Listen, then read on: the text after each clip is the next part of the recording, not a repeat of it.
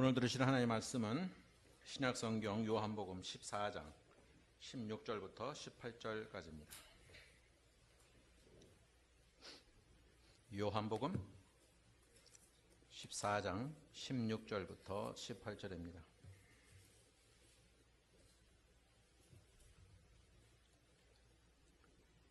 내가 아버지께 구하겠으니 그가 또 다른 보혜사를 너희에게 주사 영원토록 너희와 함께 있게 하리니 그는 진리의 영이라. 세상은 능히 그를 받지 못하나니 이는 그를 보지도 못하고 알지도 못함이라.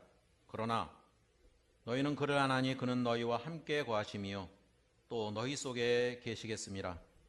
내가 너희를 고아와 같이 버려두지 아니하고 너희에게로 오리라. 지난주 5월 마지막 주일이죠. 그날은 웨슬리 회심주일이었습니다. 웨슬리 회심주일은 물론 감리교에서만 지키는 거죠. 왜냐하면 웨슬리가 감리교를 만들었기 때문입니다. 감리교인을 메소디스트라고 불러요. 그러니까 메소드란 말은 영어에서 방법이라는 말인데 거기에다 IST를 붙여서 사람이죠. 메소디스트. 이걸 번역을 규칙쟁이들, 그러니까 쟁이라는 말은 좀 조롱인데요. 이 메소디스트란 말이 생긴 것도 조롱의 의미로 시작된 말씀이었습니다. 요한 웨슬리가 옥스퍼드 대학 다닐 때 홀리클럽이라는 걸 만들어서 정기적으로 성경 읽고 기도하고 또 기독교 고전 책을 읽는 독서 모임을 규칙적으로 했는데 얼마나 정확하게 그 모임을 했는지, 그래서 옆에서 볼 때 너희들은 정말로 아주 그냥 정확한 시간에 정확하게 그걸 하는 메소디스트구나 하고 이렇게 멸시하는 차원에서 불렀던 이름이 오늘날 그냥 감리교로 된 거죠. 웨슬리 이전에도 메소디스트란 말이 사용이 되었는데 17세기에 주로 그 칼빈주의자들이 자유의지를 긍정했던 알미니우스파라고 하는 알미니우스주의자들을 경멸하고 폄하해서 부를 때 그때도 메소디스트라고 불렀습니다. 그러니까 칼빈주의자들은 하나님의 절대 주권만을 강조하니까 그거에 반해서 인간의 의지로 뭔가 윤리적 책임을 갖고 뭘 하려고 하는 시도, 인위적인 것은 잘못됐다 이렇게 보기 때문에 그거를 조롱하는 의미에서 그때도 너희들은 메소디스트다 이렇게 얘기했죠. 이 메소디스트라는 말에 대해서 요한 웨슬리는 이렇게 비유했어요. 고대 로마 황제 시대의 의사들과 연관시켜서 그 의사들이 어떤 특별하게 식이요법이나 운동요법을 통해서 질병을 고치고자 했던 그것이 일종의 메소드거든요. 방법이죠. 수많은 방법을 써서 식이요법을 쓰고 이렇게 써보고 저렇게 써보고 이런 운동해보고 저런 운동해보고 하면서 어떤 그 건강해지는 방법론들을 개발했던 것에 비유해서 의사가 질병을 치료하기 위해서 여러 가지 식이요법이나 다양한 운동 방법을 찾았던 것처럼 웨슬리도 메소디스트들도 성결에 이르기 위한 여러 가지 실천 방법들을 이렇게 찾아내고 시도했던 겁니다. 기독교에서 우리가 그걸 은혜의 수단들 이런 단어가 있어요. 그러니까 means of grace, 은혜의 수단들이란 표현이 있는데, 그러니까 우리 은혜를 받기 위한 수단들. 그래서 장로교 개혁주의에서는 되게 심플합니다. 말씀, 은혜의 수단이 뭐냐? 말씀, 세례, 성찬. 이 세 가지를 꼽았는데 감리교는 되게 이게 많아요. 그러니까 예를 들면 개인 차원에서 경건하기 위한 수단은 뭐냐? 기도가 들어가고 금식이 들어가고 성경 탐구 이런 것들을 이게 은총의 수단들이고, 교회에서는 예배와 세례와 성찬과 신앙 공동체, 소그룹 모임 이런 것들이 은혜의 수단이다. 그리고 감리교는 또 어떤 자비를 베푸는 행동들, 예를 들면 개인의 입장에서는 선을 행하고 병자들을 방문하고 감옥에 있는 자들도 찾아가고 가난한 자들을 먹이고 입히고 교회적으로는 정의를 추구하고 노예제도, 당시 노예제도를 반대하고 이런 것들을 다 은총의 수단으로 꼽았습니다. 그래서 참 다르죠. 장로교는 예정론을 주장하니까 하나님이 예정하시고 다 하시니까 인간이 무슨 방법론이 뭐가 필요하냐 이런 입장이고, 요한 웨슬리는 인간이 할 수 있는 하나님이 주신 우리에게 그런 경건의 수단들이 많다. 그것들을 활용할 때 우리가 경건에 이룰 수 있다. 이런 것이 감리교 요한 웨슬리의 입장입니다. 우리나라에서 찬양 사역을 활동 오래 했었죠. 요즘은 안 하는 것 같기도 한데, 스캇 브레너라고 하는 이 찬양 피아노를 치면서 찬양을 참 많이 해요. 우리말도 잘하고. 그 스캇 브레너가, 이 사람은 침례교 사람인데 웨슬리에 대해서 이렇게 말했어요. 성령이 이끄시는 새로운 방법, 메소드를 사모했던 사람이다. 성령이 이끄시는 새로운 방법을 사모했던 사람이 요한 웨슬리다. 그러니까 인간적인 방법이 아니라 성령의 인도하심을 통해서 경건에 이르는 방법들을 개발하고 실행했던 것이 요한 웨슬리다. 그런 거죠. 성령의 인도하심을 통한 경건의 방법. 참 말이 참 좋죠. 오늘은, 지지난주는 요한 웨슬리 회심주일이라면 오늘은요, 성령 강림절입니다. 우리나라에서 성령 강림절을 적극적으로 지키진 않아요.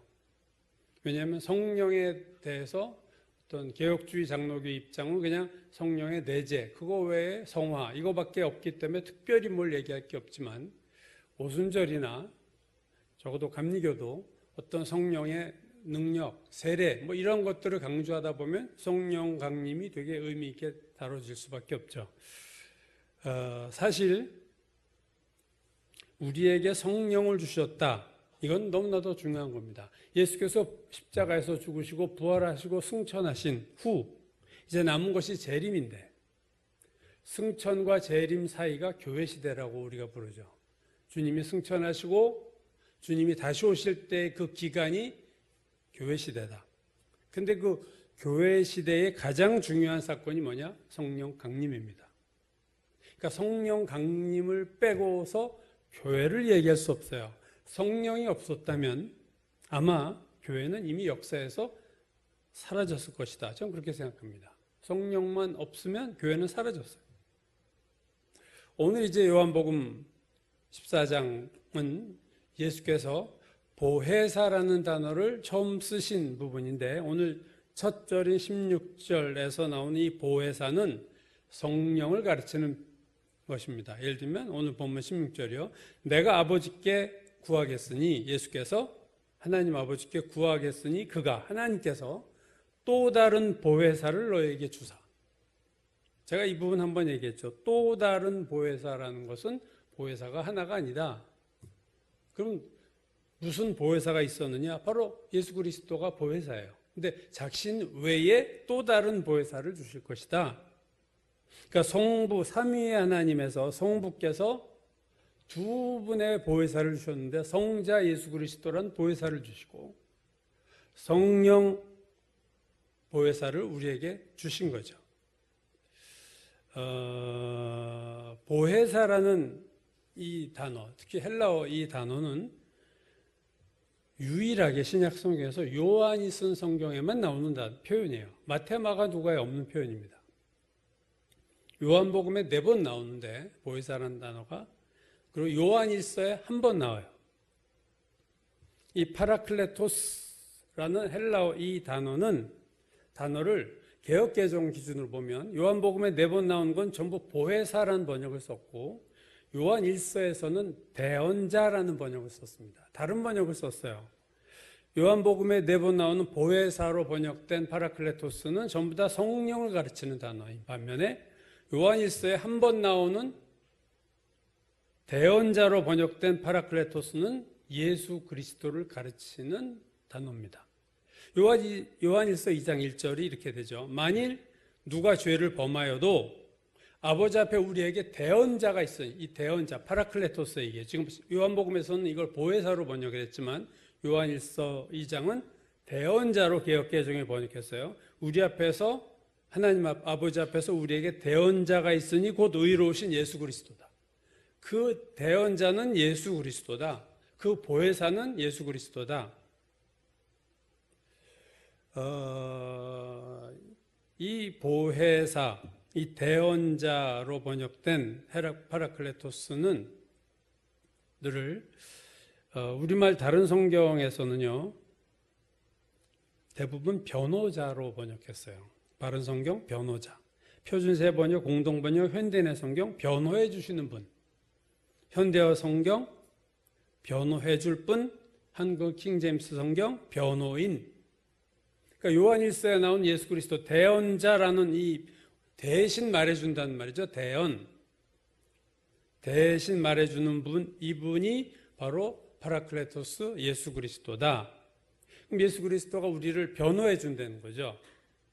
구원받은 자들을 변호해 주는데 그러면 무엇에 대해서 변호해 주느냐? 마귀의 공격에 대해서 변호해 주는 거예요. 요한계시록 12장 10절에 보면 내가 또 들으니 하늘에 큰 음성이 있어 가로되 이제 우리 하나님의 구원과 능력과 나라와 또 그의 그리스도의 권세가 나타났으니 그다음에 우리 형제들을 참소하던 자, 참소가 이거 고소예요. 고발하는 거예요. 우리 형제들을 참소하던 자 곧 우리 하나님 앞에서 밤낮 참소하던 자가 쫓겨났다. 이게 누구냐? 마귀죠. 마귀가 뭘 했다고요? 우리 형제들을 참소했다. 밤낮 참소했다. 누구 앞에서? 우리 하나님 앞에서. 그러니까 쉽게 말하면 이게 하늘의 법정이라고 생각하시면 하나님이 재판관인데 피고는 우리 죄인들이에요. 근데 마귀가 아주 그냥 악랄한 검사, 계속 죄를 지적하는 거죠. 피고인 우리들의 죄를 계속 하나님 앞에서 참소하고 고발하고 얘가 이런 죄도 지고 얘가 저런 죄도 지고 죄의 목록을 열거해서 계속하면은 그때 우리를 대언하고 변호해 주는 분, 보혜사가 있는데 그분이 예수 그리스도다. 그 얘기입니다. 참 신자들을 하나님 앞에서 밤낮 고소하고 고발한다. 이게 마귀예요. 욥기에도 보면 사탄이 하나님한테 그러죠. 저 욥이 하나님을 잘 순종하는 게 하나님이 재물의 축복을 하고 건강을 주고 자녀들을 많이 주니까 하는 거 아닙니까? 그거 뺏어버리면 욥은 당장 하나님 당신은 원망할 겁니다. 계속 참소하잖아요. 욥을 아주 부정적으로 얘기하잖아요. 욥이 잘하고 있는데도 그가 이렇게 될 겁니다. 이것만 빼면 이게 사탄이에요. 그래서 우리가 남의 죄를 자꾸 지적하는 거는 일종의 사탄적이에요, 사실은. 바리새인과 서기관과 율법사들이 뭐예요? 계속해서 예수님께 죄를 고발하잖아요. 가늠하다 현장서 잡힌 여를 끌고 와서 이 여자가 죄를 졌는데 어떻게 하겠습니까? 계속 고발하는 것이 바리새인 서기관이에요. 안식일날 예수님의 제자들이 안식일날 밀밭을 가다가 미라를 몇 개 먹었더니 또 고발해가지고 당신의 제자들이 안식일에 하지 말라고 한 짓을 합니다. 심지어 예수께서 세리 마태와 그 세리들하고 식사할 때 죄인들과 당신이 식사한다.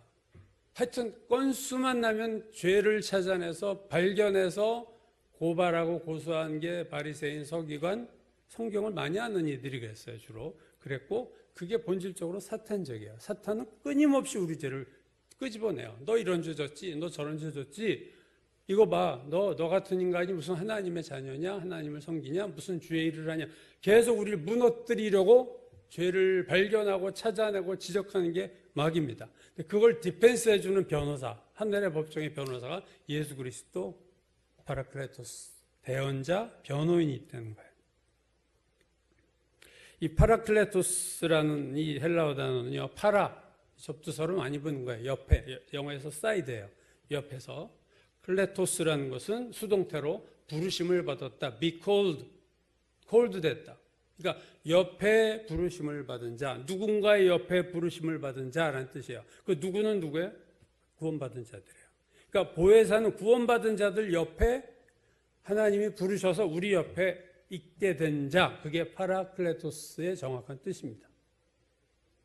그러니까 예수 그리스도가 오늘날 우리와 함께 하시고 성령이 우리와 함께 하시고 이게 보혜사예요. 그게 파라클레토스예요. 그럼 보혜사가 우리 앞에서 뭘 도울까? 도우시는 내용이 뭐냐 하는 것은 성령 파라클레토스의 다양한 번역들이 이미 그걸 말해주고 있어요. 영어 성경들은요, 파라클레토스를 여러 단어로 번역했는데 성경마다 다르게 번역했죠. 많은 성경들이 헬퍼, 헬퍼, 도움 주는 사람, 또는 오늘 이 변호한, 어드보케이트, 변호한다는 말도 많이 썼고, 또 하나는 위로자, 컴포터, 우리를 위로하는 분. 그러니까 성령께서 우리에게 주신 것은 우리를 도와주시고 우리를 디펜스 해주시고 우리에게 위로를 주시며 그 외에 또 카운슬러라고 번역한 영어 성경도 있어요. 우리의 카운슬링도 해주시고 또 중보자, 우리를 위해서 중보기도한 인터세서라는 단어인데요. 중보기도를 해주는 분이다. 우리말 성경도 보혜사, 위로자, 돕는 자, 보호자, 협조자, 이런 것들을 하는 것이 보혜사 성령이다. 보혜사 예수 그리스도다. 그 말이죠. 로마서 8장을 보면요, 두 분의 보혜사를 이렇게 설명합니다. 8장 26절 성령을 이렇게 말해요. 우리가 본 거죠. 이와 같이 성령도 우리 연약함을 도우시나니, 헬퍼, 보혜사.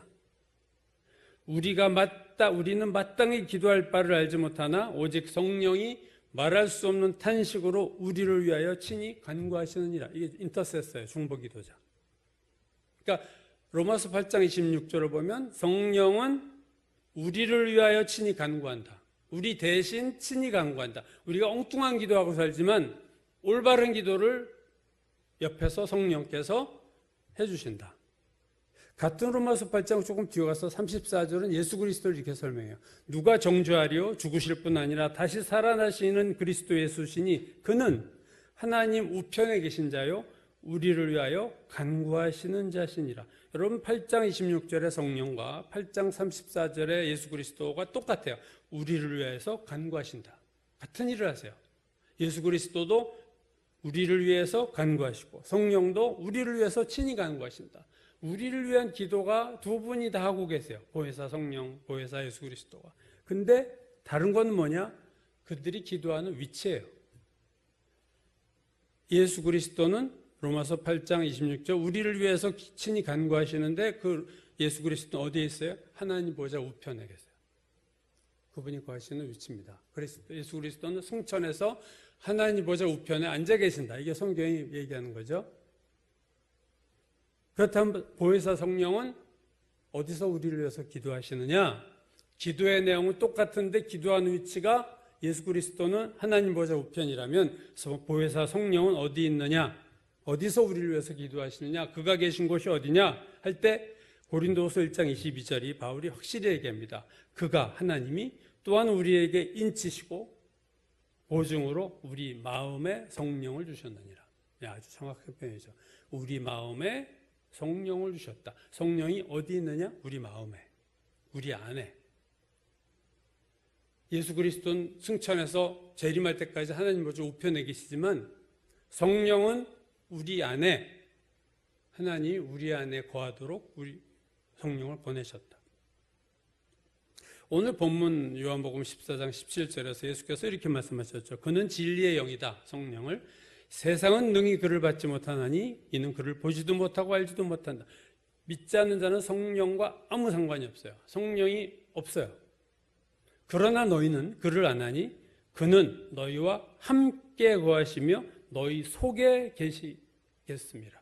너희 속에, 너희와 함께, 너희 속에 계신다. 그러니까 성령이 우리와 함께 하시는 방식은 우리 안에 거하시는 방식이에요. 그렇게 성령이 계세요. 그리고 그 다음 절인 오늘 본문 18절에서 오늘 본문 마지막 절이죠. 내가 너희를 고아와 같이 버려두지 아니하고 너희에게로 오리라. 여기서 너희에게로 오리라는 재림을 얘기한 게 아니라 성령으로 오시겠다. 곧 온다. 그 얘기를 하시는 거예요. 여러분 성령이 언제 임합니까? 오순절 마가다락방에 처음 이 땅에 전면적으로 내려오셨죠. 누가복음 마지막 장을 보면요, 예수님이 승천 전에 이렇게 말씀하셨어요. 볼지어다 내가 아버지께서 약속하신 것을 너희에게 보내리니. 보낼 거다. 너에게 약속하신 것을 보내리니 너희는 위로부터 능력으로 입혀질 때까지 이 성에 떠나지 말라. 성령을 보내시겠다. 그리고 승천하셨어. 이 말하시고. 그리고 정확하게 열흘 후 오순절날 성령이 임하신 거예요. 어떻게 보면 승천과 성령의 강림 사이에 열흘이 공백이 있었죠. 그리고는 그 이유는 항상 성령이 지금까지 주님 재림할 때까지 이 땅에 있을 거예요. 좀 비유를 들자면 예수 그리스도와 성령이 근무 교대를 하신 거예요. 예수께서는 몸으로 우리와 함께 계셨는데 성령은 영으로 우리와 함께 계시죠. 몸으로 함께 있는 것의 장점은 눈으로 볼 수 있다는 거예요. 그래서 도마도 이렇게 만져봤잖아요. 손을 만져보고 믿음 없는 자가 되지 말라. 만져보고 보고 그가 행하는 것을 다 봤지만 몸은요 어느 한 장소에 묶일 수밖에 없어요. 그죠? 그게 한계입니다. 예수께서 이스라엘에서 사역을 하실 때 우리나라는 몰랐어요. 왜? 몸이 한 군데밖에 갈 수 없으니까. 영으로 임하셨다는 것은 눈으로 볼 수 없다는 그런 문제가 있지만 좋은 점은 동시에 세계 어느 곳에서나 동시에 역사하실 수 있는 게 영입니다. 그래서 예수께서도 내가 간 것이 너에게 유익이니 하나님이 성령을 보내실 거다. 그게 너에게 유익이야. 왜요? 전 세계 그리스도인들이 성령을 경험할 수 있잖아요. 동시에 언제 어디서나 누구나. 여러분 성령이 되게 이제 이게 중요한 건데 성령이 우리 안에 계신 거는 사실입니다. 팩트예요. 그러니까 문제는 뭐냐면 우리 안에 분명히 성경은 계속해서 너희 안에 있다, 너희 속에 있다 하는데 막상 신자들이 못 느끼는 거예요. 이걸. 인식을 못 한다는 거죠. 팩트는 우리 안에 있는데 실제는 우리 안에 있는데 구원받은 자 안에 있는데 구원받은 자는 성령을 인식하지 못한다. 자, 영이니까 인식하지 못하는 게 당연한 것일까?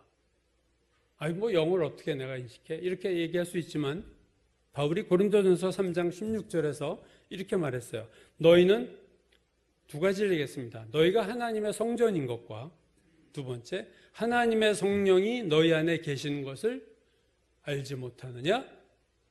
왜 그걸 몰라? 성령이 너희 안에 있는 걸 왜 몰라? 알 수 있다는 거죠. 알지 못하느냐? 너희가 하나님의 성전이다. 여러분 예수께서 십자가에서 돌아가실 때 복음서에 보면요. 성소의 휘장이 예루살렘 성전 지성소를 가로막은 휘장이 위에서부터 아래까지 찢어졌다. 그 말은 뭐예요? 이게 이제 열어놨다 그 얘기죠. 그래서 히브리서가 그러므로 우리가 담대하게 하나님의 보좌 앞에 나갈 수 있다. 왜 이제는 대제사장만 1년에 한 번 들어가던 대지성소는 없어지고 누구나 들어갈 수 있다라는 의미도 있지만 또 다른 의미는 이제 그러한 성전에 하나님이 계시지 않는다 그런 의미예요. 이거 다 찢어버려요. 용도 폐기.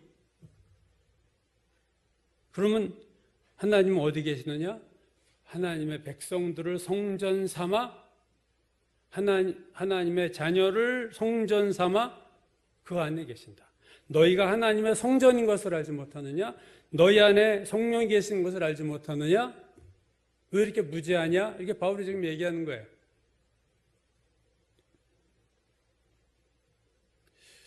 그래서 성령이 너희 안에 계시고 너희 몸이 하나님의 성전이야. 왜? 하나님의 영이 있으니까. 예루살렘 성전이 성전인 이유는 하나님의 영이 지성소에 거하셨으니까. 즉 이제는 건물에 하나님의 영이 있지 않고 신자들의 속에 거하시고 그래서 신자가 성전이다. 그래서 바울이 고린도전서에서 말하는 게 뭐예요? 너희 몸이 하나님의 성전이니까 더럽히지 말라 그 얘기예요. 성적으로 문란한 삶을 살지 말아라. 나 성전 모독이다. 그 얘기를 하고 있는 거죠. 그러므로 내 안에 성령이 계시다. 이걸 신자는 반드시 알아야 되고 더 나아가 교감을 할 수 있어야 돼요. 여러분. 이게 되게 신앙생활에서 중요합니다. 로마서 8장 16절에서 바울이 말했죠. 성령이 친히 우리의 영과 더불어, 자, 두 영이 있어요. 성령이 있고 우리의 영이 있어요. 성령이 우리 영과 더불어 우리가 하나님의 자녀인 것을 증언하시나니. 성령이 증언하신다. 주어가 성령이고 동사가 증언하시는 거예요. 성령이 증언하시는데 누구에게? 구원받은 자에게. 무엇을 증언하시느냐? 너희가 하나님의 자녀다라는 것을 구원받은 자에게 성령이 증언하신다는 거예요. 여러분, 우리가 잘 부르는 찬송가 283장 보면 3절에 나 속죄함을 받은 후 성령이 오셔서 하나님 자녀된 것을 곧 증거하시네. 그죠? 성령이 오셔서 하나님 자녀된 것을 곧 증언합니다. 나 속죄함 얻은 후. 우리 후렴에 그렇게 나가잖아요. 구원의 확신에 있어서 구원의 확신을 얻는 방법을 대개 성경을 통해서, 하나님 말씀을 통해서 구원의 확신을 얻고요. 대부분 이렇게 많이 얻죠. 그 두 번째 방법은 특이한데 형제 사랑을 통해서도 구원의 확신을 얻는다. 이렇게 요한일서 3장 14절 우리는 형제를 사랑함으로 우리가 사망에서 옮겨 생명으로 들어가는 줄을 알거니와. 우리가 어떻게 한다고요? 우리가 사망에서 옮겨 생명으로 들어가는 것을 어떻게 한다고요? 형제를 사랑함으로. 이건 하나님의 사람만이 할 수 있는 거예요. 세상 사람은 미워하는 거죠. 그러나 하나님의 사람은 형제를 사랑한다. 그거는 하나님, 내가 구원받았다는 증거다라는 것을 성경이 두 번째로 얘기하는 것이 형제 사랑이에요. 요한일서가 굳이 강조하는 게 형제 사랑이라고 제가 말씀드렸죠. 형제를 사랑하지 않으면서 하나님을 사랑한다 얘기하는 거 다 거짓말이다. 네가 너한테 속고 있다. 그 얘기예요. 형제 사랑 못하면서 무슨 하나님을 사랑하냐? 보이는 형제도 못 사랑하는데 어떻게 보이지 않는 하나님을 사랑하냐? 이게 요한일서에서 계속 얘기하는 부분이거든요. 그게 구원의 확신의 두 번째입니다. 세 번째 확신은요, 성령이 우리 영과 더불어 우리가 하나님의 자녀인 것을 증언하다. 성령이 증거하시는, 이게 가장 파워풀해요.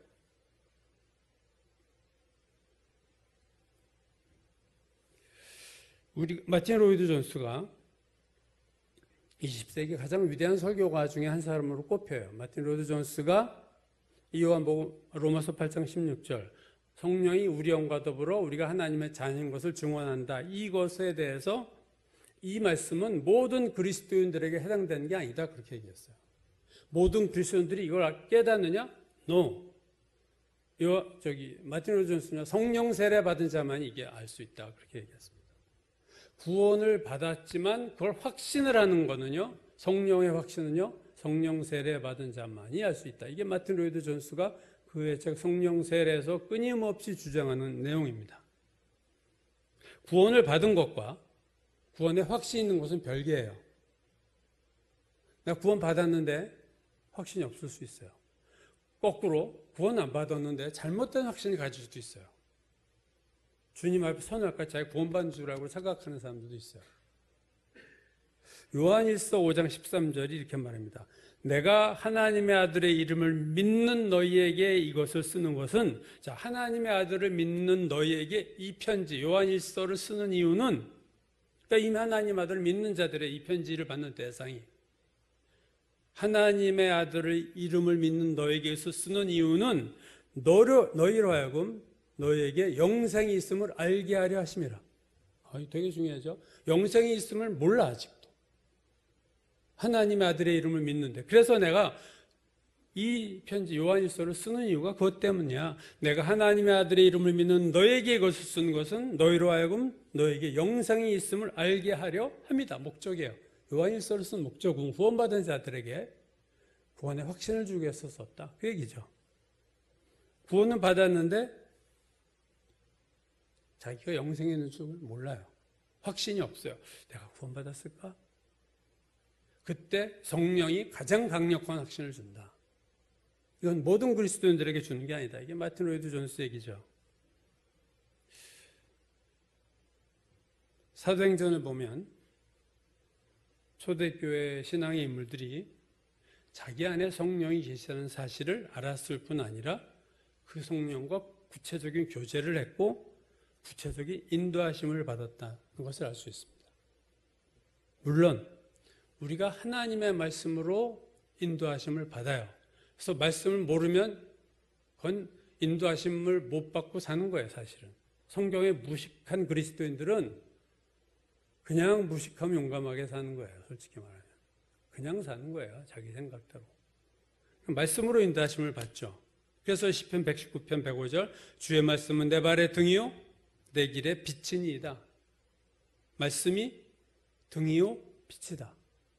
말씀이 없으면 암흑을 걷고 있다. 근데 말씀이 등이고 말씀이 빛이 된다. 그래서 큐티하라는 얘기 아니에요. 제가 늘 강조하는 게. 목사 아니에요. 목사 할아버지도 큐티 안 하면 소용없어요. 무지해지게 돼 있어요. 그냥 사는 거예요. 그냥. 근데요. 우리의 삶이 얼마나 복잡하고 다양합니까? 근데 성경 말씀에 꼭 집어서 그런 말씀, 이 상황에서 어떻게 되는지 성경 말씀에 없는 경우가 생겨요. 빈틈이 생기는 거예요. 말씀을 찾아도 지금 내가 여기서 어떻게 해야 되는지에 대한 말씀은 없어. 그런 상황이 얼마든지 우리 삶에서 나타날 수 있습니다. 사도행전 8장을 보면요. 빌립이라는 집사가 있죠. 7 집사 중에 하나인데 사마리아 성에 가서 복음을 전하는데 놀라운 표적들이 나타납니다. 많은 사람에 붙었던 귀신들이 다 쫓겨나가고 소리 지르며 나가고 많은 중풍병자와 고침 못하는 자들이 나음을 받았어요. 그래서 사도행전을 보면 그 성에 사마리아 성에 큰 기쁨이 있었다. 이렇게 말하고 있습니다. 성이 완전히 뒤집어진 거예요. 빌립 한 사람 때문에. 지금 그러고 놀라운 역사를 행하고 있는데 갑자기 주의 사자가 사마리아 성에서 지금 대승리를 거두고 그 성에 큰 기쁨을 준 빌립에게 남쪽으로 가라.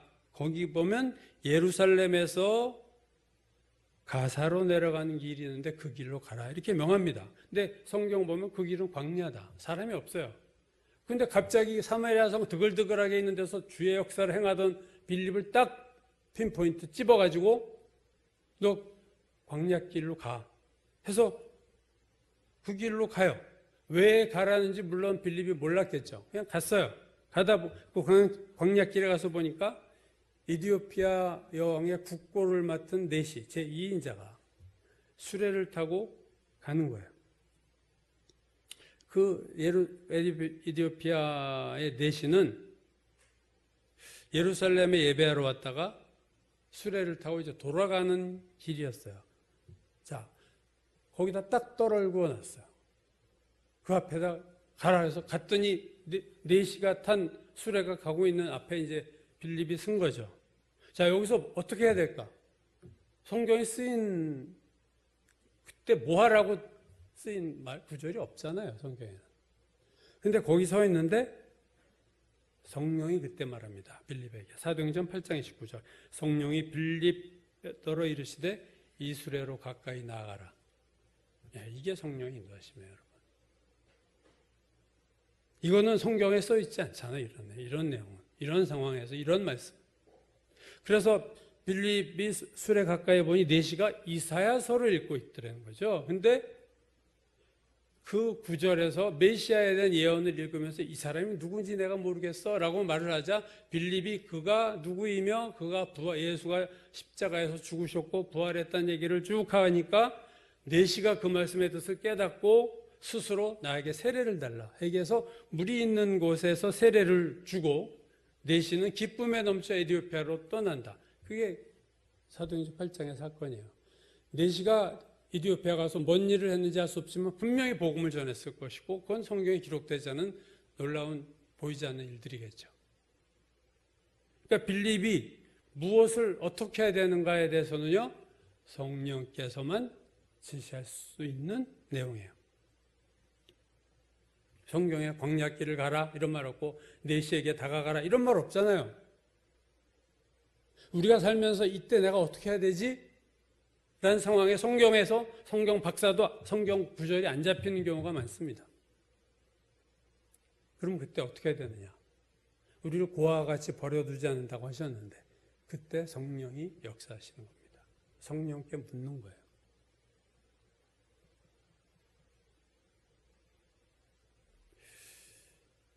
오늘 본문에서 설교 제목도 그거지만 우리를 고아와 같이 버려두지 아니하실 것이다 보혜사에 대한 약속입니다. 자, 오늘 본문 조금 뒤쪽으로 가면 보혜사 성령을 또 한 번 얘기하신 구절이 나오죠. 14장 요한복음 25절, 26절. 거기 한번 같이 읽어보실까요? 자, 같이 읽겠습니다. 내가 아직 너희와 함께 있어서 이 말을 너희에게 하였거니와 보혜사 곧 아버지께서 내 이름으로 보내실 성령 그가 너희에게 모든 것을 가르치고 내가 너희에게 말한 모든 것을 생각나게 하리라. 자, 성령이 보혜사 성령이 오셔서 우리를 어떻게 구체적으로 케어하시느냐에 대해서 두 가지 얘기했었어요. 가르치시고 생각나게 하신다. 예수님 말씀을 생각나게 하신다는데 중요한 단어가 두 개가 있죠. 모든 것을 가르치고 모든 것을 생각나게 하신다. 여러분 이 모든 것이라는 단어가 여기서 제가 볼 땐 매우 중요한 단어입니다. 즉 성령께서 가르치지 못하실 일은 하나도 없다. 그 얘기예요. 모든 것을 가르치시고 모든 것을 생각나게 하신다. 우리 인생에서 여기에 빠진 내용은 없다는 거죠. 여러분 신앙생활을 한다는 것은 어떻게 하는 것을 말하는가? 신앙생활을 한다고 할 때 그건 어떻게 하는 걸 여러분 어떻게 하는 것이라고 생각하세요?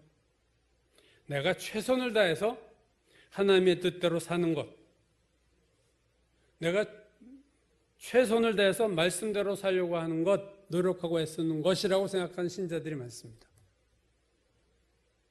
그래서 최선을 다해서 살려고 하고 그래서 안 되면 그건 어쩔 수 없지 뭐. 내가 여기까지인데 뭐. 그렇게 날마다 살아가는 것이. 최선을 다하지만 안 돼? 뭐 어떡하겠어. 원래 죄인인데 내가 원래 그렇게 생겼잖아요, 주님. 이러고 패스. 이게 진짜 신앙생활일까 하는 거죠. 이렇게 사는 게 올바른 신앙생활일까 하는 거죠. 여러분 예수께서 거듭거듭 말씀하시기에 내가 가면 성령이 올 거다. 여러분 만약에 내가 최선을 다해서 말씀대로 살려고 하는 것이 신앙생활이라면 왜 굳이 하나님이 성령을 보내셨겠을까 하는 거죠. 성령 없어도 되잖아요, 그러면. 내가 최선을 다해서 말씀을 지키려고 사는 것이 신앙생활이라면 성령이 왜 필요하고 성령이 거할 위치에 내 삶에서 잡아야 될 포지션이 없는데. 근데 왜 보내셨을까? 하나님께서 성령을 보내셨다는 것은 성령이 우리가 신앙생활하고 하나님을 믿는데 반드시 필요한 분이다라는 의미예요, 여러분. 다르게 말하면 성령이 계시지 않으면 우리는 100% 실패한다. 그 말입니다. 성령이 계셔도 이 땅에 오셔서 내 마음속에 있고 내 안에 계셔도 내가 성령을 의지하지 않으면 내 힘으로 신앙생활하면 나는 100% 실패한다. 그 말과 같은 말입니다. 성령이 바지저고립니까? 하나님이 괜히 보내셨겠어요, 성령을? 오늘 예수께서 성령을 보내실 것을 약속하시면서 내가 너희를 고아와 같이 버려두지 않으시겠다 말씀하셨습니다. 이 말을 달리 말하면 성령을 안 보내시면 우리는 고아처럼 사는 거예요. 너희들은 고아라는 거예요. 성령이 이 땅에 오지 않고 성령이 없으면 우리는 고아예요. 예수님 올라가 버렸고 하나님 보좌 우편에 제일 좋은 데서 그냥 쿠션이 얼마나 좋은지는 알 수 없지만 쿠션 좋은 하나님 보좌가 얼마나 더 쿠션이 좋겠어. 그 쿠션에 앉아 계시고 이 땅에 아무도 없고 마귀만 설쳐대면 우리 고아죠. 우리가 세상을 이기겠어요? 마귀를 이기겠어요? 우리가 하나님 말씀대로 살 수 있겠어요? 불가능합니다, 여러분. 성령 없으면요 우리 고아예요. 그래서 예수께서 내가 너희를 고아와 같이 버려두지 않을 거다. 그 근거가 성령을 보내시겠다. 또 다른 보혜사를 하나님에게 주실 것이다. 어떻게 보면 상당히 심각한 문제인데 오늘날 교회 시대가 성령 시대인데 교회와 성령은 뗄래야 뗄 수도 없는데 교회는 건물이 아니라 하나님의 백성인데 하나님의 백성과 성령은 뗄래야 뗄 수가 없다. 왜? 성령이 우리 안에 거하시고 우리 몸이 성전이 됐어요. 하나님의 거룩한 영이 내 안에 있으니까. 근데 이 중요한 사실을 너무나도 많은 신자들이 내 안에 성령이 있다는 것을 모르고 머리로는 알아도 인식을 못해요. 인식. 머리로 알면 뭐예요? 내가 성령을 인식하지 않고 매일매일 사는데 그 성령이 무슨 힘을 나에게 주실 수 있고 무슨 가르침을 주실 수 있고 무슨 도움을 주실 수 있어요. 내가 도움 받을 생각도 안 하고 내 혼자 용감하게 무식하게 용감하게 살고 있는데 성령이 내 안에서 무슨 일을 하실 수 있겠어요? 머리로는 성령이 내 안에 계시지. 왜? 성경 공부했으니까. 근데 실제로는 하루하루 쓸 때 성령이 내 안에 계신 성령님 이렇게 부른 적도 없어.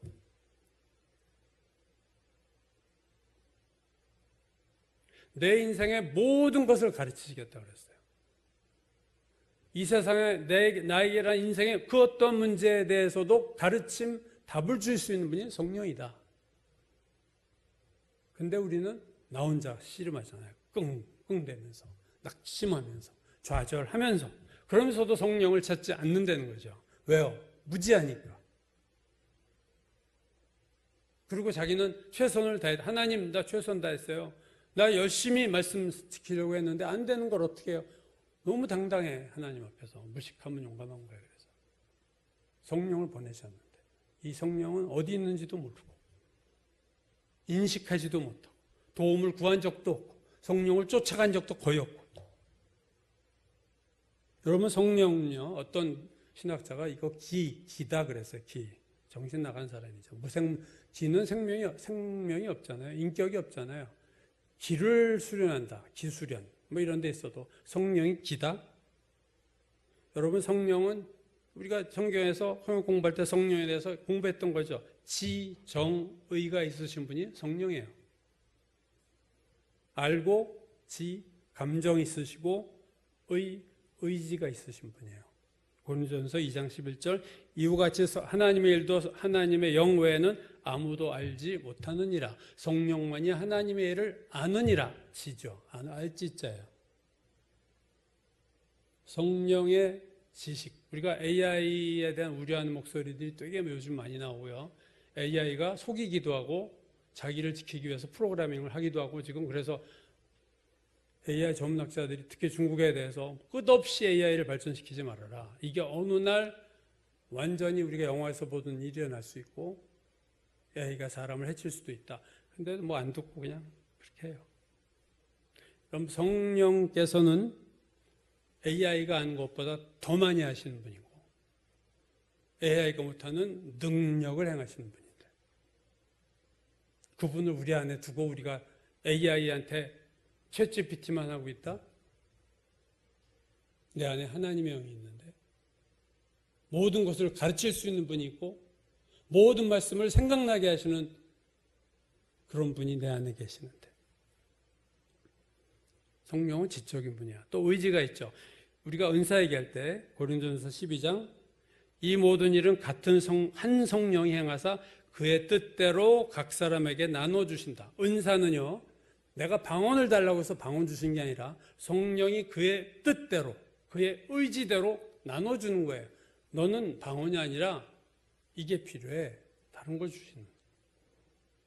박보영 목사 아버지 되시는 박장호 목사님이 1년 동안 불광동, 그 당시는 불광동 시골이에요. 불광동에 인부시켜서 굴을 파고 미숫가루 가지고 1년 동안 기도만 했을 때 마지막에 성령을 주시는데 지가 제일 싫어했던 성령 주셨대요. 뭐냐면 진동입니다. 그냥 떨리면서 이렇게 점프해요. 제가 고등부 때 이화여고 다니던 우리 동기 여자가 있었는데 걔가 방언을 받아가지고 어느 기도한 거 봤더니 무릎 꿇고 이만큼 뛰더라고. 고등학생 여자가 무릎을 꿇고 이렇게 뛰어요. 충격받았어 그때. 아니 저건 뭐야? 저건 무슨 힘으로 뛰는 거야 저게? 근데 그 박 목사님이 제일 멸시했던 방언 받은 아주 그 족속이라고 불렀던 성령 받기 전에 그들이 가장 욕했던 진동이 자기한테 오는데 자기가 점프를 하는데 위에 높게 안 됐으면 자기 머리 깨졌을 거라고 그런 얘기하더라고요. 진동을 받고 싶어 진동 은사를 준 게 아니라는 거죠. 성령의 은사는요, 성령의 뜻대로 주시는 거예요, 여러분. 저도 방언을 몇 년 동안 구했지만 안 주셨잖아요, 제가.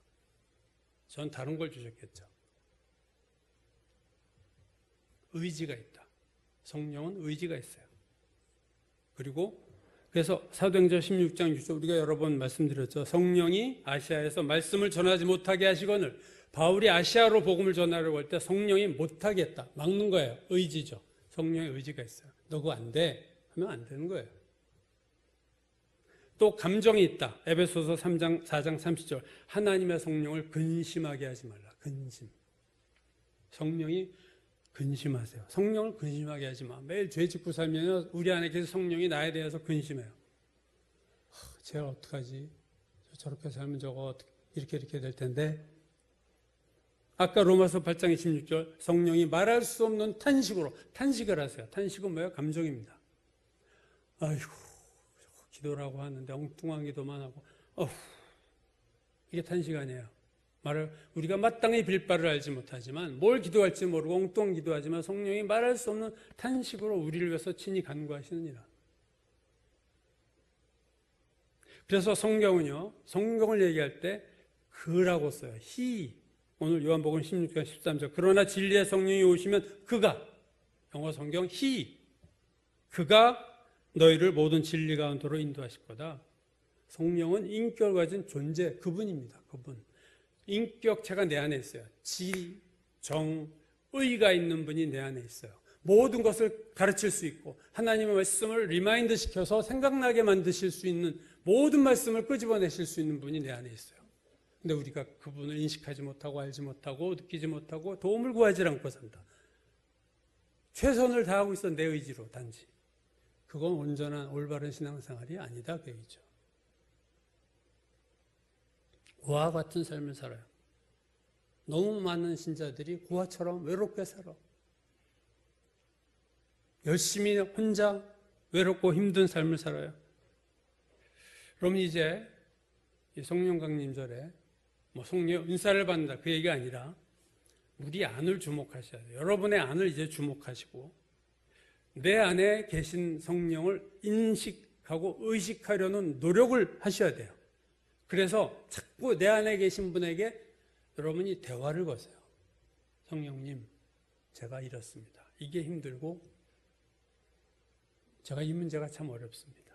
이게 기도 아니에요. 내 안에 계신 분에게 대화를 시작하고 도움을 구하세요. 그분은 헬퍼예요. 도와주시려고 하나님 우리 안에 보내신 분입니다. 그분은 도와주시는 게 사명이고 그게 기쁨이고 그럴 능력이 있으신 분이 내 안에 있어요. 그분을 의식하고 그분의 놀라운 지혜를, 그분의 놀라운 능력을, 그의 놀라운 보호하심을, 그의 놀라운 위로를 경험해야 됩니다. 인생길을 고아처럼 외롭게 혼자 가지 말고. 우리 고아가 아니에요. 하나님 우리를 고아처럼 내버려 두지 않으신다고 약속하셨어요. 내 안에 성령을 주셔서 그분이 나를 고아처럼 버리지 않고 나를 계속 엄마처럼. 성부 하나님은 엄하죠. 엄한 이미지가 있지만 성령 하나님은 어머니 같은 기능입니다. 위로하고 감싸시고 긍휼력이시고 도와주시고 탄식하면서 우리 대신 엄마가 자녀를 위해서 눈물의 기도를 하듯이 성령께서 우리를 위해서 대신 기도하시고 그런 분이 내 안에 있는데 그걸 모르고 혼자서 용감하게 최선을 다해서 내 노력과 내 힘으로 살아가는 것은 무지함입니다. 성령을 쫓아 행하라. 갈라디아서 로마서도 육신을 따라가지 말고 성령을 따라가라. 여러분 인식에서부터 시작되는 거예요. 인식하고 대화하고 도움을 구하고 그럴 때 성령은 내 안에서 점점점 자신의 모습을 밝히 드러내시면서 우리를 인도하시고 나를 따라오라 이 길로 가라 이런 하나님의 분명한 우리를 향한 지시도 하실 수 있는 분이 성령님이십니다. 이제 성령을 따라가는 걸음마를 나이가 몇이든 간에 시작해야 돼요, 여러분. 성령을 따라가는 걸음마를 배우셔야 됩니다. 제가 신달자 시인 얘기했죠. 내가 나이 40살에 인생의 걸음마를 배웠다. 그게 그 신달자 시 책 제목이에요. 40살에 걸음마를 배웠다? 이 여자 뭐 들떨어진 여자 그렇게 생각하는 사람 없어요. 신앙생활 30년 만에 신앙의 걸음마를 배웠다. 그거 창피한 거 아니에요. 그거 못하고 평생을 사는 사람이 부지기수기 때문에 그렇습니다. 성령하면 뭐 불 받는 생각만 하지 내 안에 계신 성령님을 따라가고 대화하고 인식하고 이런 것에 대해서 무지한 성령의 불 받는 것도 중요하지만 그 전에 내 안에 계신 성령님과의 새로운 만남, 새로운 삶이 제일 중요합니다. 우울하고 힘들고 낙심하는 삶을 사는 이유는 다 성령님을 제끼고 살기 때문에 그래요. 그분이 내 삶의 중심으로 들어오면, 그분을 내 삶의 중심으로 초대하면 우리는 기쁘고 감사하며 승리의 삶을 살 수 있습니다. 하나님이 우리를 향하신 뜻은 기뻐하며 감사하며 기도하며 사는 것 줄로 믿습니다.